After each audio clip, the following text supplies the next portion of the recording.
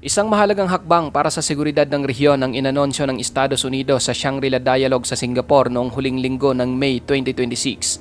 Sa harap ng mga opisyal at lider ng depensa mula sa iba't ibang bansa, kinumpirma ni US Defense Secretary Pete Hegseth na ililipat ng isang malaking barko mula sa US Coast Guard patungo sa Philippine Coast Guard.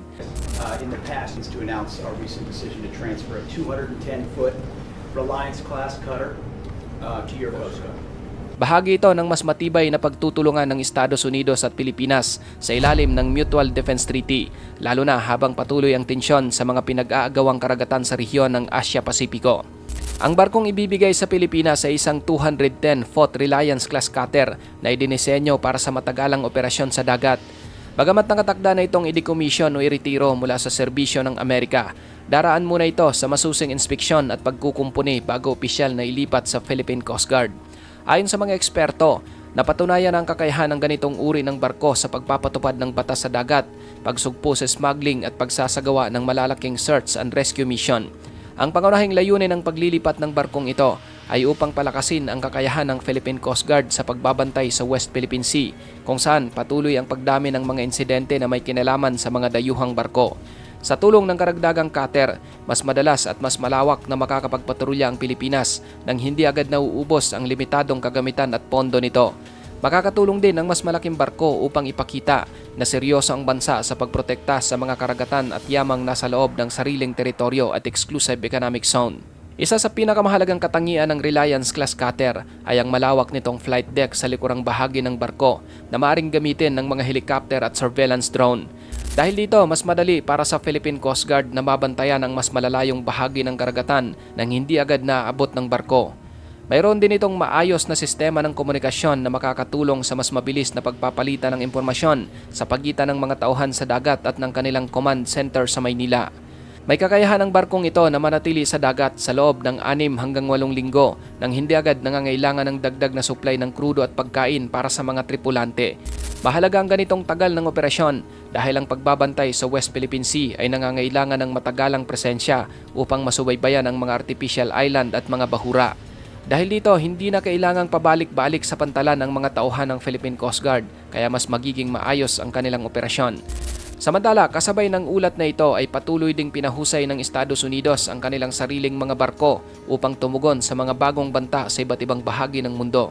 Noong May 13, 2026, isinapinal ng US Department of Homeland Security ang isang malaking kontrata na nagkakahalaga ng $3.5 billion para sa paggawa ng 5 bagong Arctic security cutters.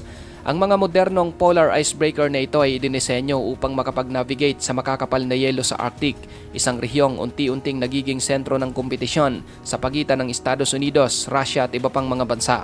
Bukod sa mga polar icebreaker, formal ding itinalaga ng United States Coast Guard noong May 26 ang kanilang pinakabagong barko na USCGC Vincent Dance na nakabase ngayon sa Guam. Ang mabilis na Sentinel-class fast response cutter na ito ay nilagay sa rehiyon ng Pasipiko upang tumulong sa seguridad ng mga daungan at mapabilis ang pagtugon sa mga emergency sa dagat. Ang sunod-sunod na pagdaragdag ng mga bagong barko ng Amerika ay nagpapakita ng kanilang mas matinding focus sa pagpapanatili ng malayang paglalayag sa buong Indo-Pacific region. Ngayon, sa kabila ng magandang balitang ito para sa Pilipinas, may ilang eksperto na nagbabala na ang pagtanggap ng mga lumang barko ay may mga hamon, lalo na sa maintenance at operasyon nito.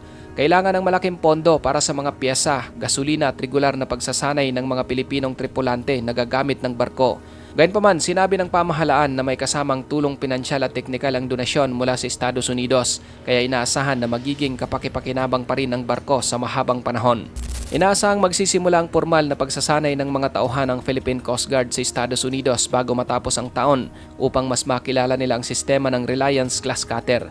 Ang paglipat na ito ay hindi lang basta pagbibigay ng kagamitan, kundi tanda ng mas malalim na pagtutulungan sa pagitan ng dalawang bansa sa larangan ng depensa at diplomasya upang mapanatili ang kapayapaan at katatagan sa rehiyon. Habang patuloy na nagbabago ang mga hamon sa seguridad sa dagat, ang alyansang ito ay nananatiling isa sa mga pangunahing sandigan ng depensa ng bansa. Sa kabuuan, ang pagbibigay ng bagong barko mula sa Estados Unidos ay malaking tulong sa pagsisikap ng Pilipinas na protektahan ang yamang dagat at mga karapatan nito sa teritoryo. Habang hinihintay ang formal na pagdating at pagsama ng barko sa Philippine Coast Guard, patuloy na binabantayan ng rehiyon kung paano nito mababago ang sitwasyon ng seguridad sa West Philippine Sea. Ikaw kapatid, ano ang masasabi mo sa videong ito?